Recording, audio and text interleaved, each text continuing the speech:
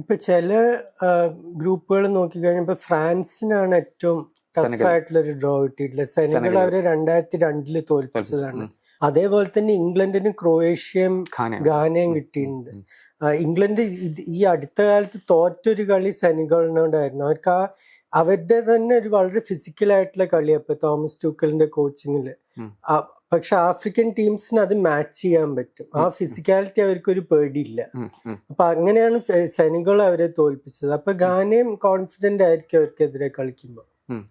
അതുപോലെ അമേരിക്കയുടെ ഗ്രൂപ്പ് ഉണ്ടല്ലോ, യുഎസ് കളിക്കുന്ന ഗ്രൂപ്പിൽ, അതിലിപ്പം പരാഗ്വേ വരുന്നുണ്ട്. അപ്പൊ അതിനകത്തൊക്കെ നമുക്കൊരു ഏർലി ഒരു റിസൾട്ട് വരും എന്നുള്ള രീതിയിൽ, പിന്നെ മുന്നോട്ട് പോയില്ലോ എന്നുള്ളൊരു സംശയമുള്ള രീതിയിലുള്ള പല ഗ്രൂപ്പുകളും. പക്ഷെ ഇതിലുള്ള ഒരു കാര്യം എന്താണെന്ന് പറഞ്ഞാൽ 32 ടീം നോക്കൌട്ടിലേക്ക് കയറും. അപ്പൊ ഈ 3-ാം സ്ഥാനത്ത് ഫിനിഷ് ചെയ്യണ 8 ടീമുകൾ കയറുന്നുണ്ട് 2-ാം റൗണ്ടിലേക്ക്.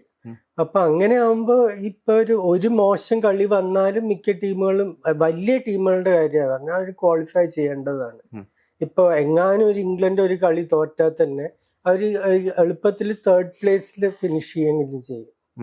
എനിക്ക് തോന്നുന്നില്ല അങ്ങനെ ഒരു വലിയൊരു ടീം ഔട്ട് ആവാനുള്ള സാധ്യത കുറവാണ്. എന്നാലും നമ്മളൊരു പൊതുവായിട്ട് പറയുകയാണെങ്കിൽ ഏതെങ്കിലും ഒരു ഈസി ആയിട്ട് മുകളിലേക്ക് കയറാനുള്ള സാധ്യതയുള്ള ചെറിയ ടീമുകൾ ഉള്ള ഗ്രൂപ്പുകളായിട്ട് തോന്നിയിട്ടുണ്ടോ ഏതെങ്കിലും? അങ്ങനെ ഇപ്പൊ ഈസി എന്ന് പറയാനുള്ള കളികളില്ല ശരിക്കും. എന്താ വെച്ചാൽ ഇപ്പൊ എല്ലാ ടീമുകൾക്കും നല്ല കോച്ചുകൾ, യൂറോപ്പിൽ കളിക്കുന്ന കളിക്കാർ അങ്ങനെയൊക്കെയാണ്. ഇപ്പൊ ജർമ്മനിയുടെ ഗ്രൂപ്പ് എടുത്തു കഴിഞ്ഞാൽ എക്വഡോറിന് വലിയൊരു പാരമ്പര്യമൊന്നും ഇല്ലാത്തൊരു ടീമാണ്. പക്ഷെ 18 ക്വാളിഫയിങ് മാച്ചിൽ 5 ഗോളാണ് അവർ വഴങ്ങിയത് എക്വഡോർ. ഗോൾ അടിക്കാൻ അവർക്ക് ബുദ്ധിമുട്ടാണ്. പക്ഷെ ലോകത്തെ ഏറ്റവും നല്ല ഡിഫൻസ് ഇപ്പൊ എക്വഡോറിന്റെ ആണ്. അപ്പൊ അതേപോലെ ഒരു പ്രശ്നമല്ല ഐവറി കോസ്റ്റും അതിനകത്ത് തന്നെയല്ലേ. അതെ.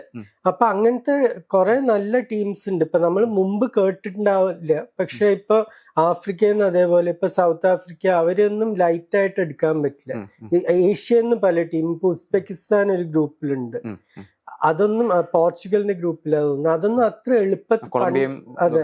അപ്പൊ അത്ര എളുപ്പമായിരിക്കുന്നൊന്നും നമുക്ക് പറയാൻ പറ്റില്ല. ഇപ്പൊ എല്ലാവരും പുറമെ കളിക്കുന്ന കളിക്കാരാണ്, അനുഭവം ഉണ്ട്, വലിയ കളിക്കാരുടെ കൂടെ കളിച്ചിട്ടുണ്ട്. അപ്പൊ പണ്ടത്തെ പോലെ ഇപ്പൊ എനിക്ക് ഓർമ്മയുണ്ട്, ഏതോ ഒരു ലോകകപ്പില് 74 ഹൈറ്റി പോയിട്ട് ഇവരോട്, ഹൈറ്റി അല്ല സോറി, സയർ 9-0 യുഗസ്ലാവിയോട് തോൽക്കുന്നു.